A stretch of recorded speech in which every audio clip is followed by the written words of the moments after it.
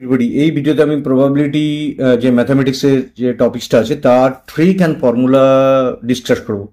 তো এই ভিডিওটা প্রথম থেকে শেষ অবধি ডেফিনেটলি দেখো এবং এটা চ্যানেলটা সাবস্ক্রাইব করো, বন্ধু বান্ধবদের শেয়ার করো। যে কোনো কম্পিটিটিভ এক্সামে প্রবাবিলিটির এই যে আমি ট্রিক বা ফর্মুলাগুলো দিচ্ছি সেগুলো যদি মাথায় রাখো তাহলে তোমরা প্রবলেম ইজিলি সলভ করতে পারবে। Let start. প্রথমেই আমাদের জানতে হবে হোয়াট ইজ প্রবাবিলিটি। তো প্রবাবিলিটি যখনই একটা আমরা ক্যালকুলেশন করি তখন যে কোনো একটা ইভেন্টের রেসপেক্টে করি, যে ইভেন্টটার অবশ্যই র্যান্ডম এক্সপেরিমেন্ট, যেটা আউটকাম আনপ্রেডিক্টেবল। তো যদি আমি একটা র্যান্ডম এক্সপেরিমেন্ট ধরে নিই তাহলে পি অফ হচ্ছে তার প্রবাবিলিটি। প্রবাবিলিটি ডেফিনিশন দেখো একদম সিম্পল ভাষাতে, নাম্বার অফ ফেভারেবল আউটকাম যতগুলো ঘটেছে ডিভাইড বাই টোটাল আউটকাম, মানে যতগুলো টোটাল আউটকাম হয়েছে, টোটাল নাম্বার অফ আউটকামস। তাহলে তোমাদের ফার্স্ট যেটা করতে হবে এই ফর্মুলাটাকে বুঝতে হবে। তাহলে এটা একটা নাম্বার, ডেফিনেটলি যদি এ একটা ইভেন্ট হয় বা পি যদি একটা একটা ইভেন্ট হয় তাহলে এটার নাম্বারটা, তাহলে এন হচ্ছে কাউন্ট করছে কতগুলো ঘটেছে, এন অফ যতগুলো ক্যালকুলেট করছি সেই নাম্বারটা এন অফ ই, আর এন হচ্ছে সেই ইটা, মানে এই টোটালটা। তাহলে টোটালের রেসপেক্টে ইয়ের কতগুলো ঘটেছে এবং টোটালটা, এটা হচ্ছে মেন ফর্মুলা। তাহলে এই নাম্বারটা, এটা নাম্বার কিন্তু সবসময় রাখবে, এটা একটা রেশিও।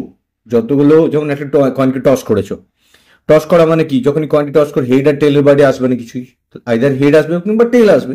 তাহলে অ্যাভারেবল ফেভারেবল যে কোনো একটা আসবে, টোটাল দুটোর মধ্যে যে কোনো একটা, তাহলে 1/2। তো 50-50 চান্স, তাহলে 1/2।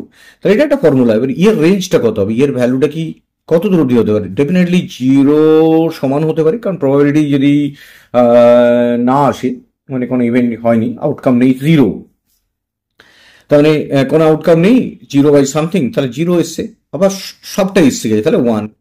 তাহলে প্রবাবিলিটি সবসময় এই রেঞ্জের মধ্যে থাকে। তোমাদের যে কোনো অ্যান্সার যখন আমরা প্রবাবিলিটি ক্যালকুলেট করবে তখন সবসময় মাথায় রাখবে এর মধ্যে আসছে, তো যদি এর মধ্যে না এসছে, বেশি হয়েছে, তাহলে জানবে ভুল করে ফেলেছি।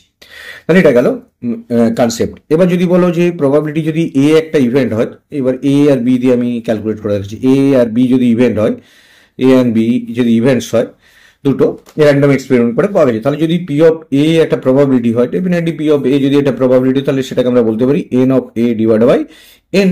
আবার পি অফ বি যদি ক্যালকুলেট করি তাহলে সেটা বলতে পারি n of B by n. এটা ব্যাপারটা বুঝতে পারছো যে এনটা কি, এনটা হচ্ছে যতগুলো ঘটেছে, এন হচ্ছে টোটাল ইভেন্ট, আর বি এন অফ এ মানে হচ্ছে তার মধ্যে এর কটা ঘটেছে, তার মধ্যে বি এর কটা ঘটেছে সেই নাম্বারটা। তো এটা আমাকে মনে রাখতে হবে। এবার যদি তোমাদের কমপ্লিমেন্ট বার করতে যায় তাহলে কমপ্লিমেন্টের কনসেপ্টটা কি, কমপ্লিমেন্ট হচ্ছে আমরা জানি টোটাল প্রবাবিলিটি হতে পারে 1 ম্যাক্সিমাম। তাহলে কমপ্লিমেন্ট যদি করি P dash A equal to 1 minus P of A, 1 থেকে মাইনাস করে দেবে। সিমিলারলি পি ড্যাশ বি যদি ক্যালকুলেট করো তাহলে 1 থেকে পি অফ বি মাইনাস করে দেবে। তাহলে এই রুলসগুলো প্রথমত মনে রাখবে। সবকটা যেভাবে আমি বোঝাচ্ছি প্রত্যেকটা যদি তোমরা মাথায় রাখো তা ডেফিনেটলি প্রবাবিলিটি ক্যালকুলেশন যাই আসবে, যেভাবে আসবে, এগুলো কাজে লাগাতে পারবে। এবার দেখো কিছু রুলস আছে, রুলসগুলোর মধ্যে প্রথম যে রুলটা দেখো মাল্টিপ্লিকেশন রুল। আমি মাল্টিপ্লিকেশন রুলে আসছি। তো মাল্টিপ্লিকেশন রুল যখন আমরা ক্যালকুলেট করবো তখন বেসিক জিনিসটা বুঝতে হবে, সেটা হচ্ছে ইভেন্টটা কি ধরনের ইভেন্ট, ডিপেন্ডেন্ট ইভেন্ট কি ইন্ডিপেন্ডেন্ট ইভেন্ট কি মিউচুয়াল এক্সক্লুসিভ ইভেন্ট। তাহলে ইন্ডিপেন্ডেন্ট মিউচুয়াল এক্সক্লুসিভ। যদি তোমার ইন্ডিপেন্ডেন্ট হয় তাহলে ইন্ডিপেন্ডেন্ট হওয়ার শর্ত কি, ইন্ডিপেন্ডেন্ট ইভেন্ট হওয়ার শর্ত হচ্ছে পি এ আমার ইন্টারসেকশন, মানে কি মাল্টিপ্লিকেশন সবসময় ইনটু হয়, ইনটু মানে ইন্টারসেকশন, এটা মাথায় রাখবে। A intersection B equal to definitely p of A into P of b, মানে এটা ইনটুটাকে আমি ইন্টারসেকশন বলতে পারি, that is equal to P of a intersection p of b.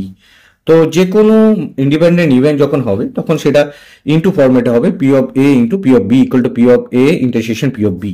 এটা ইন্ডিপেন্ডেন্ট। এটা যদি ডিপেন্ডেন্ট হয় তখন কি হবে, ডিপেন্ডেন্ট যদি হয়ে যায় তাহলে তখন মাথায় রাখবে এই ফর্মুলাটা আলাদা হয়ে যাবে।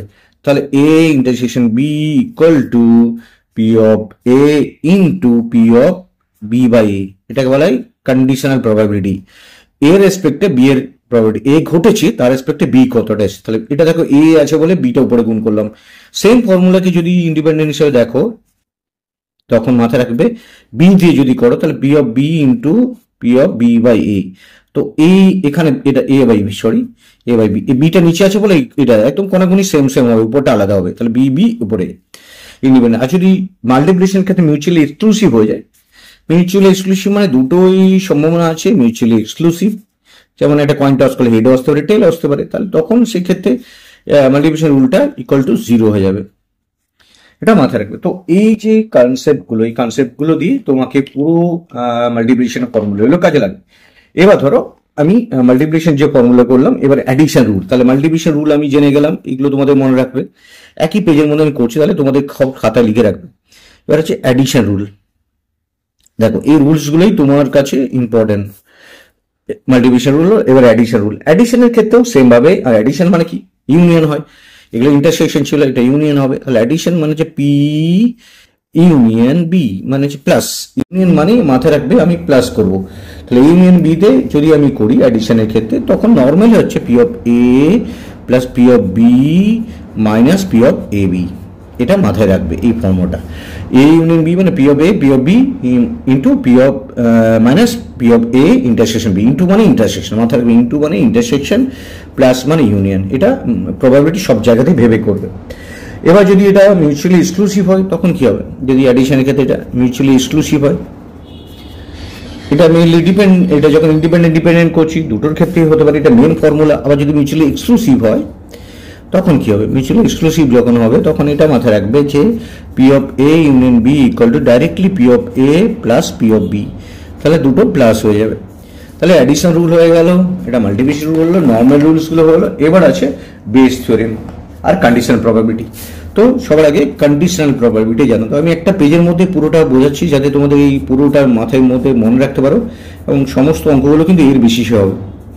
কন্ডিশন প্রবাবিলিটি, কন্ডিশন প্রবাবিলিটির কনসেপ্টটা কি, কন্ডিশন মানে একটা ঘটেছে তার রেসপেক্ট আরেকটা। তাহলে P of A by b যদি করো, দেখো এই যে ফর্মুলাটা আমি লিখেছিলাম মাল্টিপ্লিকেশন রুলে, দেখো এইটা কাজে লেগে যাবে। এই ফর্মুলাটা দেখো এ বাই বি যখন ক্যালকুলেট করছি তখন এইটা এদিকে নিয়ে চলে এলেই হবে, A union intersection B divide by P of B. Okay, এবার পি অফ এইবার এর উপর ডিপেন্ড করছে ইন্ডিপেন্ডেন্ট কি ডিপেন্ডেন্ট, সেই যদি ইন্ডিপেন্ডেন্ট ইভেন হয় তাহলে ইনটু হয়ে যাবে পুরোটা। তাহলে দেখো বিটা এখানে নিচে হয়েছে। আবার সেম রুলটাকে যদি তুমি এ বাই বি এরকম করলে, এটা যদি বি বাই এ করতে চাও, ধরো এ ঘটেছে, তখন কি করবে একই রকম, এ দেখো এই ফর্মুলাতে আসবে বি বাই এটা, এই ফর্মুলাতে এ ইন্টারসেকশন বিটার কমন হবে ডিভাইড বাই পি অফ এ হবে, নিচে এটা আছে বলে এইটা, নিচে বি আছে বলে বিটা। তাহলে এগুলো হচ্ছে কন্ডিশনাল থিওরি। তাহলে সবকটা থিওরি কমপ্লিট হচ্ছে, আরেকটা থিওরি আছে সেটা হচ্ছে বেস থিওরেম। তাহলে প্রত্যেকটা জিনিস যেগুলো তোমাদের কাজে লাগবে সেটা আমি একটা ভিডিওর মধ্যে দিয়ে দিচ্ছি, তোমরা প্রত্যেক জিনিস লিখে নিও। বেস থিওরেম সবচেয়ে ইম্পর্টেন্ট থিওরির মধ্যে পড়ে, কন্ডিশন প্রবাবিলিটির উপর বেস করে এটা ফর্মুলা হয়। যদি আমি এ বাই বি ক্যালকুলেট করি তাহলে আগের ফর্মুলা ইউজ করে ডেফিনেটলি হয়ে যাবে।